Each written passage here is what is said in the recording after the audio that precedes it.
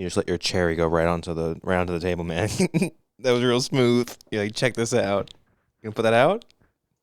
On your finger. What are you doing, man? Fuck you. Fuck me. Fuck you. It's late. I'm tired. I don't want to talk about this. What was that? I said there's a cherry on the table and your instinct is let me put my finger on it? I licked my finger first. Why would you, I don't know, not done that?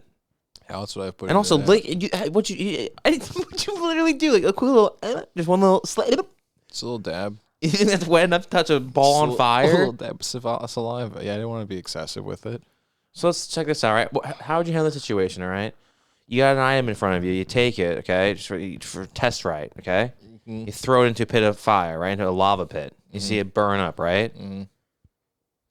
Then you're thinking, hey, I want that thing back. Should I go jump into that lava and get it? Because I'll lick my finger. I'll give myself a quick little coat. I'll be fine. I'll just go on in there and hop in the flames. Well, in that instance, I would like just give it a little and like right. just a little rub and lather it up a little bit. A little smear, yeah. Yeah. Because that's lava. This is a little cherry. Kind of threw me off in there for a second. I wasn't anticipating that. I didn't think that. When I did the little dab on my finger, I thought that was gonna, not burn. I honestly didn't know what I was looking at when I saw that. My finger's still burning, so it still hurts. So because you tried, and also not to mention, it's like when you pick. You're shocked. Imagine how it's shocked like when I you am. pick something up. When your hand sticks to your finger, like there's when there's like a crumb, right? It's what's think about it for a second. What's easier, picking up a crumb, like trying to pinch your fingers together and pick something up, or just let me just press it against the finger, it sticks to my magic little spidey senses, right? Yeah. You tried doing that, but you did it with an object that was on fire and burning red hot. I didn't say, hey, that ash is on the table. I said, hey, your cherry, that lit thing's on the table. And I said, ooh, let me pick this up. Yeah, that's like the children with the whole, don't touch the stove. Well, you made it very clear the tail was about to burst into flames, so I was trying to alleviate that. You know what? I may came from a place in which it's not like I was concerned with the table. It sounded very much like you were concerned with the table. I wasn't so concerned about it. I think where you had to jump to like, I should just cause myself bodily harm to save this table. The table, keep in mind, which is just covered in burn marks all across the thing. It's honestly at this point less of a table and more of just a burn mark. But yeah. So I don't know. It feels like a weird time to talk about Punk'd because it's like, yeah, it's been really fun watching this on an MTV Vault, but at the same time, it's like, I don't know, now it's just weird looking at Ashton Kutcher at the moment. It feels a little strange. Yeah, it feels very strange. It feels like there's it feels like I don't know. It feels like there's a facade. Yeah. I don't know where the character of Ashton Kutcher is versus the actual Ashton Kutcher.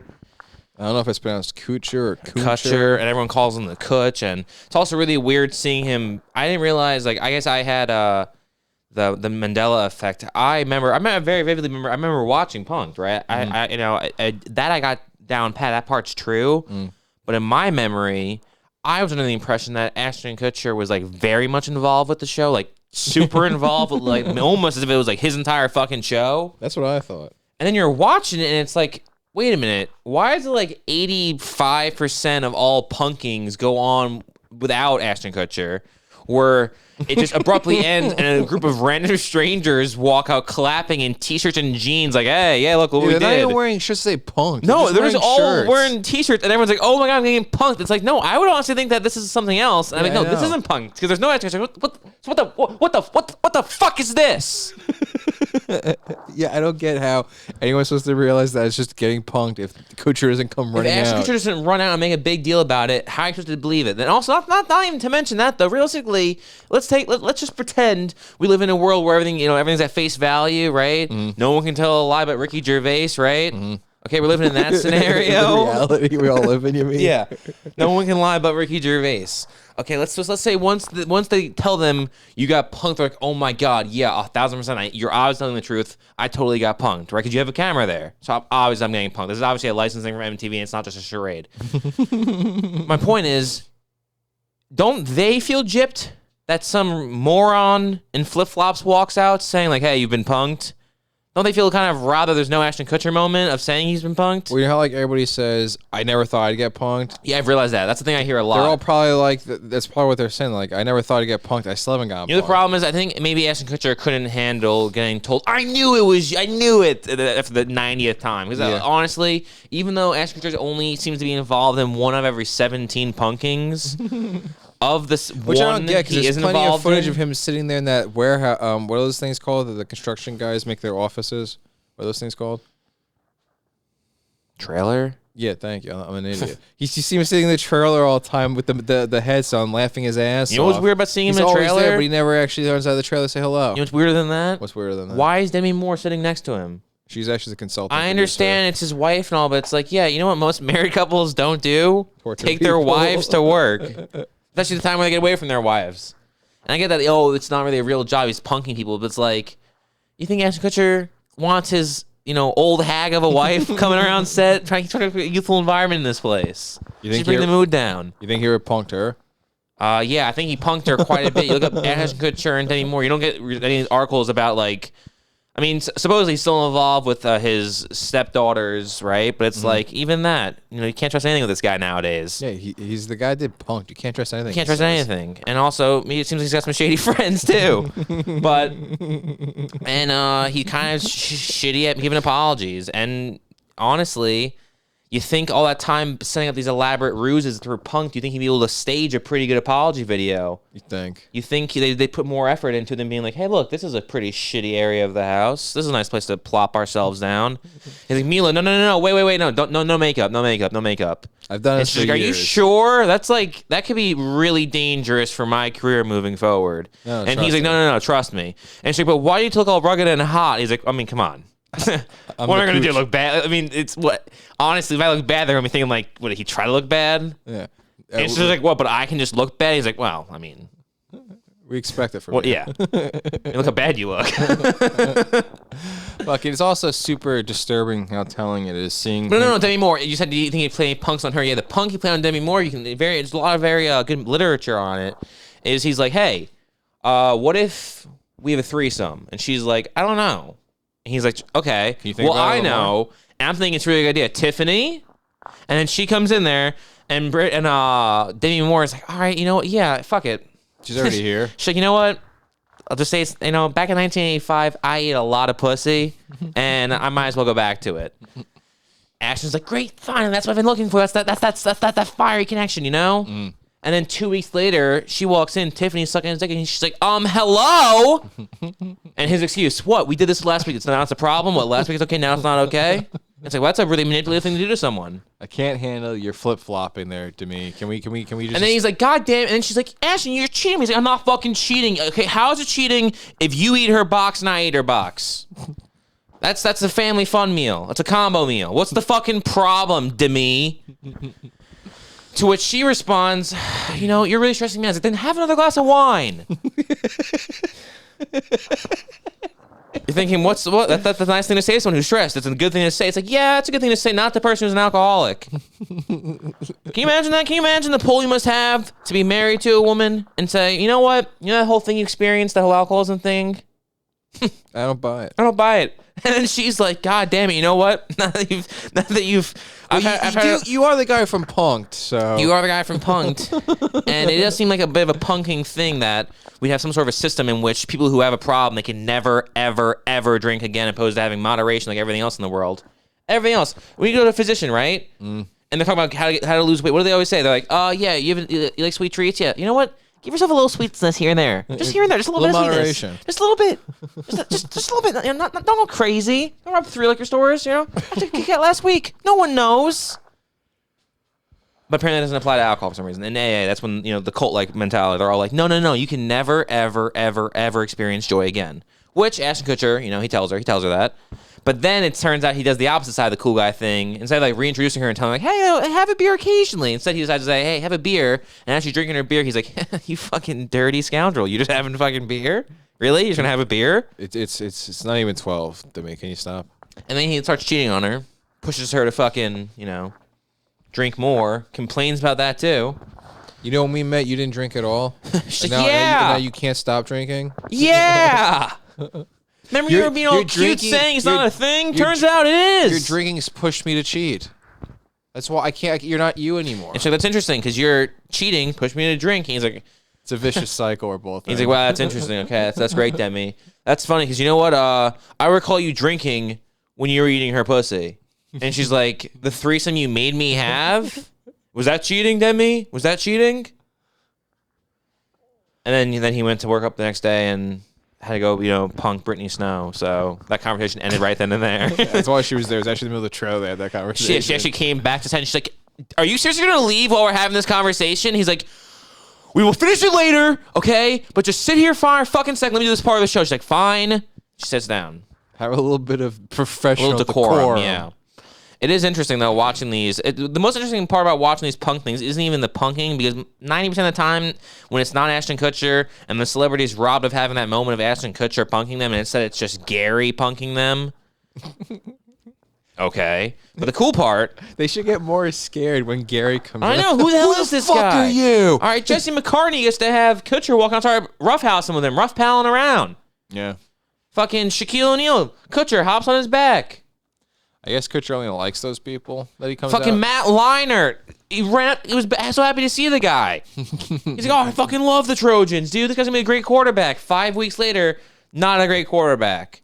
Well, it's because he did that whole fucking scare just before the draft. It really panicked him. He's like, dude, honestly, that was actually the punking. The punking was ruining his NFL career. Because think about it. Up at that point, he keeps saying that in that video. It's honestly you want to watch Matt Leinart be a happy man for the last time in his entire life? Go watch Punked. They make it evidently clear. He's saying to that cop, he's like, hey, it's 4 weeks before the draft, man. I'm not going to get caught doing something stupid picking up a prostitute, right? That's before he was an NFL bust. That was a winner, okay? That was a winner. You know what happened to him last week? Got caught picking up a prostitute. Probably, honestly. Wait, you think he's living happily having sex with his wife, no one else? I don't think so. He's Matt Leinart. He got punked. That shit stays with you. No. What do you mean no? That's what we've been getting at this whole time. That's true. Actually, you're right. It would, because Ashton Kutcher did surprise him. He wasn't just some asshole surprising him. It was actually Ashton Kutcher. Manny Moore, Kutcher showed up to say, hey, it makes sense. But when it's not Kutcher and it just ends, it's like, what are you guys doing? How do you film 80% of what you needed? And you say, fuck it. And also, they end too abruptly, too. They're always just like, all right, not only do they end abruptly, as in they cut away from the segment quickly, but they also, the pranks, 90% of the time, also end too early and too abruptly. Way too early. Which is really annoying. I want these contestants to be psychologically damaged afterwards. I want someone to break down. Yeah, I want it to be the point where it's like they're actually just yanking out hair. Yes, and there's like when they're saying, like when they actually get to the point where they're saying like, "Hi, I'm Ashley Tisdale and I got punked." I want just puffy face, a bruised lip, bloody nose from just I don't know from what. All right, just from fucking crying that hard. There's been a brain like 3 bleeding. days later, they're waking up from whatever. That's what I want more than anything. I want like, oh, I told you, it's gotta be where they go on holiday, they take a vacation, they're gone for a 3-day week, and they go to like somewhere where like some fucking, they're going to Vermont, right? They're going like, we're gonna go fucking look at the leaves, the foliage, right? All that nonsense. They go over there and they go to some small bed and breakfast and just not fast. Instead of maybe doing 3 bullshit people, instead of having like one celebrity, one person who is very, very famous in that very small window in which you punk them, and having a third person who's like, who the fuck is that? Yeah, we don't know who they are now. We know who they were then either. Even then, we're like, who the hell is that? Are we getting punked? We're getting tricked into watching this person? Is this an industry plant? That's how good Kutcher is at his job. He's punking the audience while he's punking the person he's punking. What? What were we getting at before that? Oh no! I want a 1 hour long version of one good punking. We're in a bed and breakfast in Vermont, okay? And it has to start off very slow. It's a 5-day week. No. They get there Thursday night. They're staying there Friday, yeah. Saturday. They're leaving Sunday afternoon. Okay. Fine. And then it rains Sunday, and they leave Monday morning. Sometimes it goes crazy. Okay. But no, it's like Thursday night they get there, and it's like one of those things where it's like they get to their room and the switch won't work, and it's like that's fucking annoying. And then they're, all right, just try the next switch. And they go to the lamp, and the lamp's not working. Like, how the fuck is it where there's none of the lights work in this place? None of them. They call up to the front desk. The person comes back. They change all the lights. All the lights work, right? He gets in bed. He brushes his teeth. He turns the AC TV don't on. work. What? AC doesn't work now. No. He fucking puts.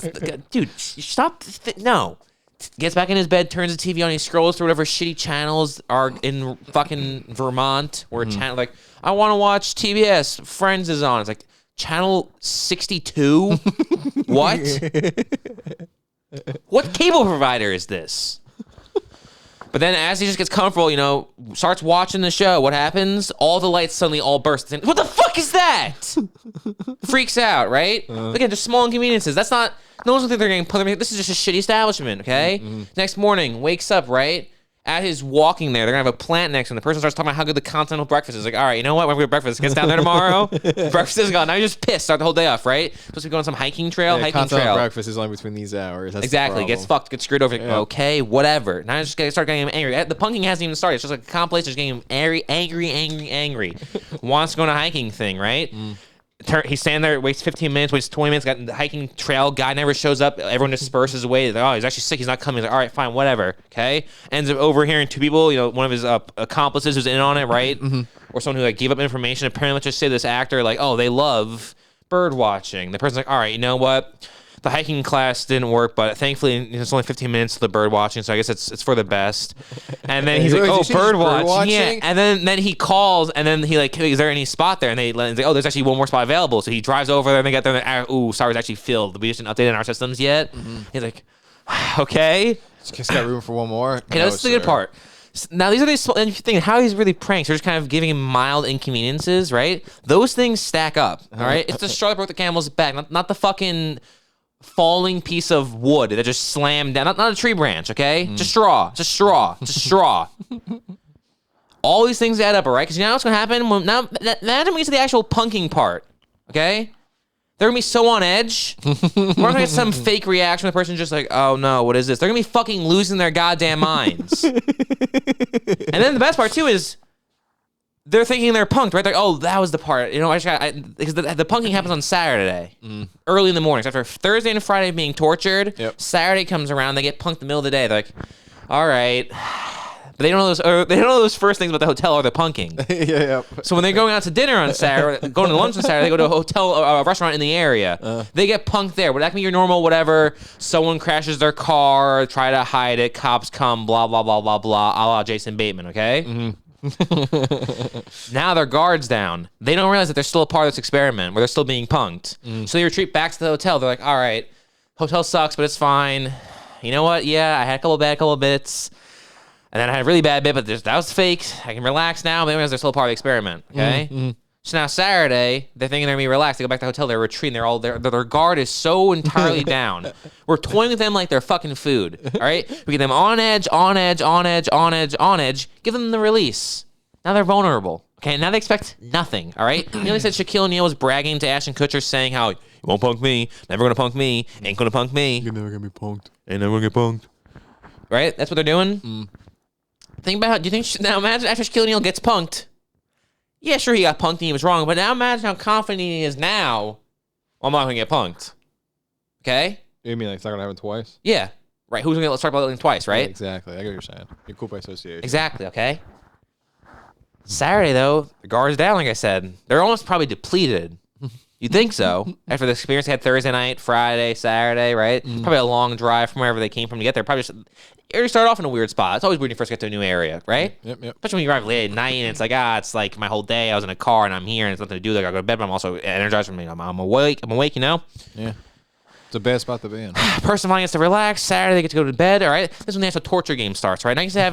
Now you get to go as you know. Ashton Kutcher was talking about how if you go too crazy with the punking, they think I'm getting punked. Yeah.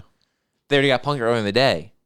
That doesn't apply anymore. You can have it where it's some real crazy shit, like someone's getting their arm gets fucking cut off, and there's blood everywhere, and there's a fucking have it where someone's like robbing. The Bad Times of the El Royale, that piece of shit. You know, I don't know what the movie's about, but you know, like those random people came in there like we're robbing the hotel or something. Everyone's on the ground, and Chris Hemsworth's shirt was off and shit. Yeah. What were they robbing the hotel? I don't remember. That movie was so shitty.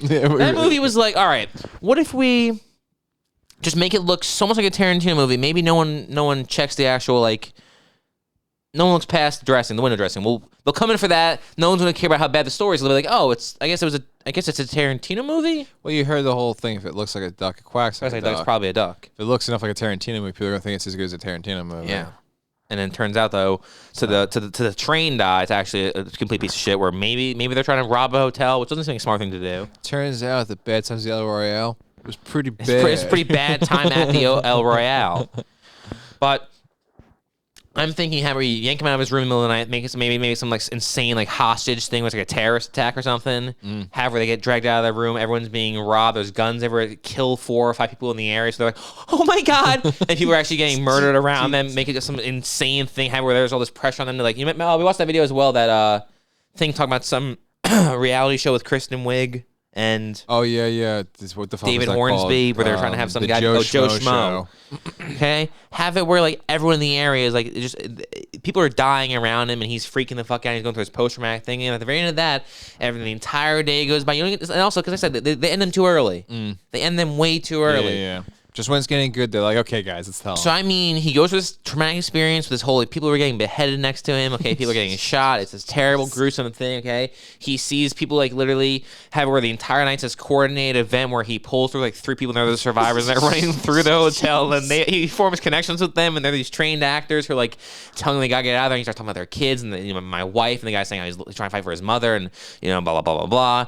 And then they form a safe room somewhere in the hotel. But then so they like also get killed, and he's literally the final food. survivor, and they take him to the fucking police precinct, they get him processed and booked, and he spends the night there, he's talking there, and it's Sunday, and he hasn't slept in like 20 hours, and he's fucking having coffee, and he's a little shaky, he's a little leery, and he's freaking the fuck out, okay? And because of the rain, like you said, he couldn't even leave now. And then they bring him in there, and now they bring him to the fucking crime scene, and he has to identify some of the bodies, and they're showing him actual corpses and shit like that, and he's just the worst entire experience of his entire life. And then finally, after all of that, it's now Sunday, he's like, oh fuck, I'm just gonna drive home, this wasn't the best trip. At the end, this is how it all comes together. At the end, that he's at a morgue identifying, can you identify his body? And they unzip it. Ashton Kutcher. He's like, you've been punked! Yup. Don't you think that would be more interesting? And whoever this celebrity is going to just fall on their knees crying hysterically. Oh my god! You just got punked, man. And then they can do the abrupt cut to black where it's like, another episode's over. Yep. Because there's never, usually what happens is, as Kutcher runs out, says you've been punked, and we get the small little, oh my, and then it's like, all right, credits. I'm whoever you think I am. I just got punked. Yeah. Or you're Elijah Dushku. You don't even realize you're getting punked. That was interesting. That was interesting. I love her more than anything. I'd fight any battle for her. And it's been a 23-year love affair that I finally found that first flaw was that apparently between the years there's something missing. She's eyes. clearly being punked. They're just glass eyes. Ashton Kutcher walks out. He's like, hey, you're being punked. And she's like, no, this is crazy. What's going on? He's like, you're being punked. And she's like, I just can't believe this guy is doing this. Like, what the hell? Who the hell acts this way? And he's like, no, you're being punked. And she's like, I can't even wrap my head around this. He's like, Elijah, you're being punked. Oh, like on that and the she's like, Ashton wait, Kutcher what? show? And she's like, and he's like, you're being punked. And she's like, oh, like, oh, we're being punked. Like that Ashton Kutcher show. And he's like, yeah, I'm Ashton Kutcher. And she's like, oh. I thought you looked familiar. Yeah, she had the weirdest reaction to getting punked. Fucking, that was strange. My favorite part, though, I think, honestly, the real, maybe unsung part of the punked experience is seeing which celebrities are hanging out with which celebrities. I think it's the most disturbing part. I think it's awesome. Seeing these weird connections you didn't know existed. Like, how do they even exist? It's Like, I never had any idea that douchebag Chase from One Tree Hill apparently was dating Hayden Panettiere at one point. yeah, what the fuck? That was lost to history, man. I didn't know that apparently when Brittany Snow goes out to dinner, she brings the chick from Vampire Diaries and Vanessa Lenges with her. What the fuck? I had no idea. That's an important thing to know now. I didn't know that, fucking... There's another one in there. Hold on. I had the third example, too. I had one as well. I don't got it. Fucking the guy from Buffy hangs out with Jessica Biel. That was ridiculous. Oh, my God. Yeah, Eric LaFleur or whatever. The one from that guy, Long Face. Yeah, Long Face hangs out with Jessica Biel. This is her friend. Perfect Face hangs out with Long Face. Yeah, that's honestly the best way. That's probably their nickname is actually. It's like, hey, Perfect Face, hey, Long Face. That's how they became friends. They were, I don't know why I had his voice be perfectly normal and then Jessica Biel.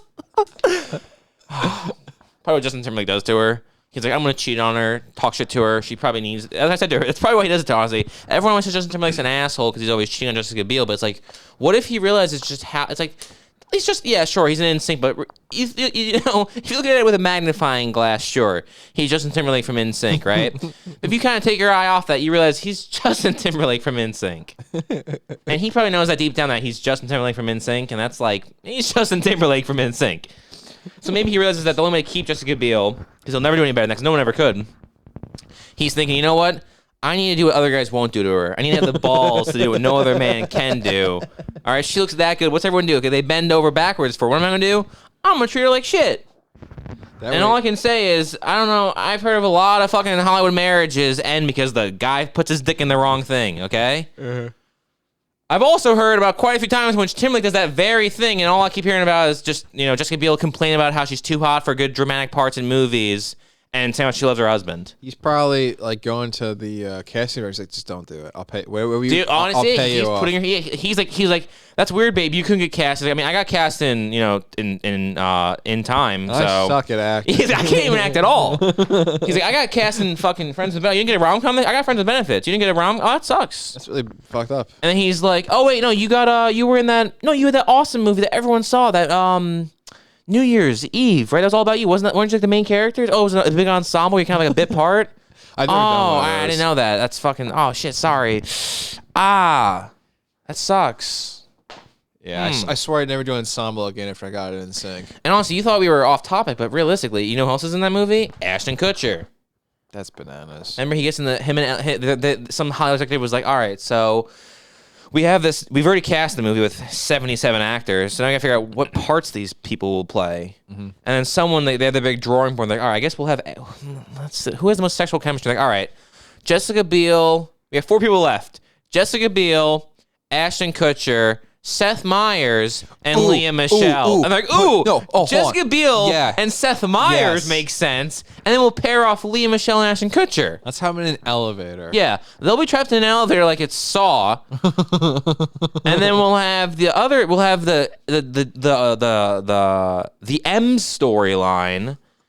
Like, I'm sorry, did you say the M? Isn't it usually like the A, B, C? Maybe this is New Year's Eve. Yeah, this is Gary Marshall going fucking insane. It's high stakes and throwing everything to the wall in his final. He's like, all right, what if I make a movie called Mother's Day, New Year's Eve, Valentine's Day? It's like, yeah, dude, you know what?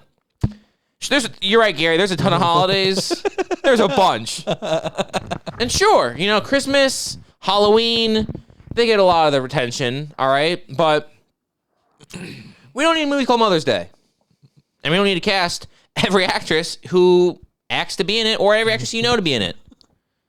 Same thing with New Year's Eve. We don't need to have Sarah Jessica Parker and Jessica Biel and Seth Meyers. Drop like, one of them. It's like he saw Love Actually. He's like, I'm making this movie, but not charming. And again, and again, and also, again. Love Actually felt like a movie that had like an ensemble, and then New Year's Eve felt like someone who was like, how many people realistically can I get in this movie? Because I can get at least. And 50. Also, Love Actually was Love Actually and had full stories, and like, you know, that's not true. It had a few full stories. It also had a lot of dumbass side plots. A lot of dumb side plots. Like Martin Freeman. Really? Yeah, and yes I do. You don't have a sexy British accent, Colin. Yes I do. What do you call this one? Straw. Table. I guess it doesn't really work with that word. I think the best part of it is seeing everyone with their friends in Punk'd. Yeah, my favorite part of Punk'd was getting to see how cold-hearted Mila Kunis is all the way back then. That was hilarious. Yeah, Mila Kunis walks over to a doll. So they're doing the. I don't even get the punking part was actually. It was just a mild inconvenience for her to spend less. Hey guys, we're gonna punk Mila Kunis today. She's gonna be parking her car, and she actually parks her car like a block away from her apartment. So we're gonna intercept her on that way. So she has to spend like an extra 5 minutes outside before she gets back to her apartment. It's like, I guess we're setting the bar really low for what punking someone is. No. And we're going to make her have to speak her native tongue, which isn't done in a while. Right. She's going to be all like discombobulated and shit. She wasn't.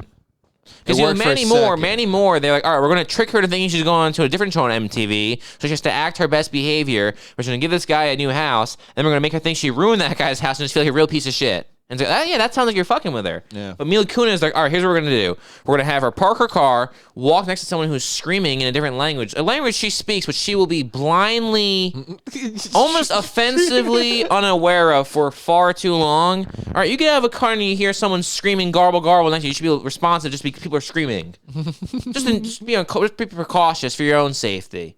Then when you translate, when you click, that's not English, which honestly, before she even has the thought, that's not English, you'd think she has the thought, that's Russian first. Before she even thinks that's not English, because she's not American. It's true. It's a good point. She should be thinking, she should get out of the car. Honestly, whenever she hears someone speaking English, she should be like, what is, that's not Russian. Oh, they're speaking English. She's probably a KGB agent. That's probably what it is. Probably She's such a coldless, heartless, lovely woman. That makes a lot more sense. No, so she gets out of her car. She walks past it. She kind of takes like 15 steps before she's like, all right, fine, I'll get involved. The guys are screaming, what are you saying? And she's just like, fine. On the phone. And what happens is apparently this woman's talking about how her kid's dog is now in the sewer grate. It's a doll, right? They didn't really be that It's a clear. dog. No, was it a doll, a doll, or is it an actual living, breathing dog? They said. So this girl threw her dog in the sewer? I thought it was a doll of a This kid's dog. tough as nails, dude. Jesus Christ. But no. Those Russians are cold skinned. That's what people are always saying. They're always like, oh, those Russians, and they're cold skin. That's what they say. You know what? Fuck you. I'm tired, man. I want to go to sleep. But no, they're like, all right, here's what we're gonna do. We're gonna here's the punk. We're gonna force Mila Kunis to be a translator. And the part that they weren't anticipating is that Mila Kunis, who is in a scenario now where she sees a young kid crying, who she should have sympathy to from the language shared, You would think. the shared culture. She sees a kid crying about her dog, a mother terrified about it, and two guys who are lost. Like, what are you talking about, lady? Screaming at her. I know. Like, what are you saying? And then she's like, she's fucking the dogs. She wants her dog back. She wants to get her dog. Her dog fell in the sewer and she wants it back. Some and it's like, dumb fucking reason. Are you confused, Mila? Why she'd want? She's like, she's just get a new one. Just get a new one. Just fucking get a new dog. This dumb fucking kid. Versus Laura Prepon, who she sees her friend getting fired. That was a punk. She's like, oh, we're gonna trick her thinking she got her friend fired inadvertently. And she wasn't like, all right, fine, you lost your job. Stop fucking crying. Maybe the problem with the Mila Kunis ones was just such an avant-garde concept for her punk. She just was so pissed off the whole time. Well, we saw the other outtake where apparently he tried punking her with an accomplice of Shannon Elizabeth. I'm really glad that never made it to air. Yeah. We need You know why it less. probably didn't work? Because she's not that good of an actress. Honestly, Mila Kunis saw right through it. Mila Kunis probably was sitting passenger. Shannon Elizabeth crashes the car. And she's like, "Oh my god, I crashed." She's like, "Am I being punked?" No. And like, God damn it, Shannon, we rehearsed that so many. You had one line. You were so good in rehearsal. Sorry, guys. That's crazy. He punked. So did he punk every single person? Because he punked Fez. And then they had piece of shit Danny Masterson there, and it was great for Ashton Kutcher's image to now have more video proof saying how close he is. Yeah. He's like, hey, this is me, my best friend. We're opening up a restaurant together. Also, it's your best friend, business partner, mentor. Yikes! Kind of a brother figure. You know when they say don't put all your eggs in one basket? This is for moments like that, Ashton. This right here. This is what they mean by that. No, this is actually exactly why that phrase exists. It's for learning moments, for teaching moments like this. It's you know what? Have 5 friends. Have 5 friends. In case one of them is a piece of shit, you can say, he's the bad seed. Look at my other 4 great friends. Don't just be like, oh, here's my only friend. Dangerous game to play. Well, no, he has other friends, but like his one really good friend, which is that's the problem. The other friends are just like casual friends. It's like maybe your casual friends. Maybe you should have made one of them your best friends. Look, when you meet someone who's super hardworking and super anti-drug, the creepiest thing to talk about. The fact that every single person is trying to say in the sentences to defend Danny Masterson, they're like, you know, he's staunchly against drugs. He hates drugs. He adamantly is anti-drug. It's like, that's awesome, I guess. It's actually kind of fucking lame. If anything, it makes me hate him more. You're anti-drug? What, you're anti-fucking having fun? Is that what you're telling me? Because I guess actually, yeah, he is pretty anti-fun. He's very pro-fun for Danny, and he doesn't seem to equate for how that affects anyone else in his life whatsoever. Almost he doesn't look at them as like human beings with any remorse whatsoever. He doesn't have to. He's Danny Masters. That's true. That name, he's like, oh, this carries a lot of weight. Yeah, I can do whatever I want. He thinks he's fucking like Ashton Kutcher or something. You know, he's like, hey, I was also on that 70s show, so I'm also a superstar. It's like, no, you're honestly the least famous person on that entire series. Well, he's busy doing his restaurant and his radio show and that shitty show he had on TBS. And assaulting women thing. He's just too much on his plate right now. Yeah, honestly, that's the part that they never even brought up in court. They never even thought, like, wow, where'd you find the time? You fucking loser. I guess, honestly, maybe if he was less anti-drug, he would have not been. He could have suppressed something along the lines. He could have been like, you know what? Maybe I won't be a piece of shit today. I'll just mellow out and do some drugs. I'll just mellow out and not be a goddamn monster. And then people saying like, those are psychoreactive. That can change. That can alter your state, your mind. Maybe some people's states need to be altered a little bit. It's the touch. I don't know. Yeah, punking though. Half of them are pretty cool. It's fun watching. When it's good, it's really fun. And when it's bad, it's really bad. Yeah. The parts where Ashton Kutcher's not involved in his own show, where it makes you feel really lazy, and it begs the question: is like, is he even actually a part of the show, or is this a show that you guys just had lying around and you have an attachment to it? And then I didn't hear you say 'cause I'm fucking exhausted. But then it gets so done with some of these fucking things. Like we saw that one. What was it, Evangela Lily? Yeah, and then she's clicking a remote for like to change the channel. Like, oh, And yeah, the whole house TV exploded. explodes. I know. And also, there's too many ones. Like the Elijah Wood one was pretty fucking great, where he takes the cigarette and puts it into the soda can, one was pretty and then great. that goes into a cup. And he tosses it into the book thing, and then because then they let that one play out for like 30 minutes, and then Elijah Wood has the moment where he's like, oh my god, maybe the cigarette was lit, and he's like, oh my fucking god, and he's all sensitive and just cute. Honestly, it's real. I hate Elijah Wood. Real fucking cute. And he's being all those sweet. Big blue eyes. Honestly, dude, you fucking fall into those things, man. He's not a good actor. I figured I got all those roles. People were just watching like, this guy sucks. This guy sucks. This guy's got beautiful eyes. He's really commanding stare. Those would look great on camera. You know what? We'll shoot around how shitty of an actor he is. This will be fine. Make sure his eyes are always in focus, and we're good. Yeah, and it's, as long as he doesn't ever grow up, which so far it's still going strong. He's a 55-year-old man. What was it? The cop. The cop's like, what are you, 15? It's like, Elijah Wood's definitely 35 years old. He's like, look, we have to call your parents. Yeah, I know, that's so funny. Oh, my God. That's also crazy is Elijah Wood. What were we watching the other day with him as well, where it dawned on me, I'm like, oh, shit, he's like way older than that person. Oh.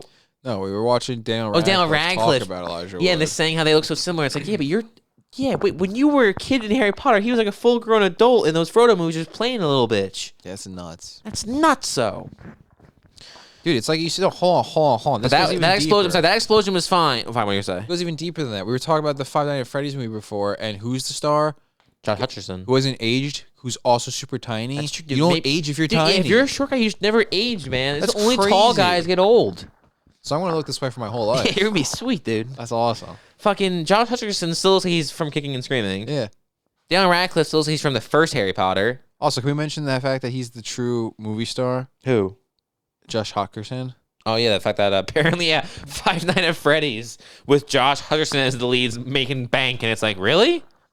That guy's a bankable A-list movie star? It begs the question I was saying, is Hunger Games, was that a $1 billion franchise because of Jennifer Lawrence? I thought so. I could, you know what? Hey, all right. I thought it was because Jennifer Lawrence, all right? And I knew for a fucking fact it wasn't because of Liam Hemsworth, all right? I knew that for a fucking fact.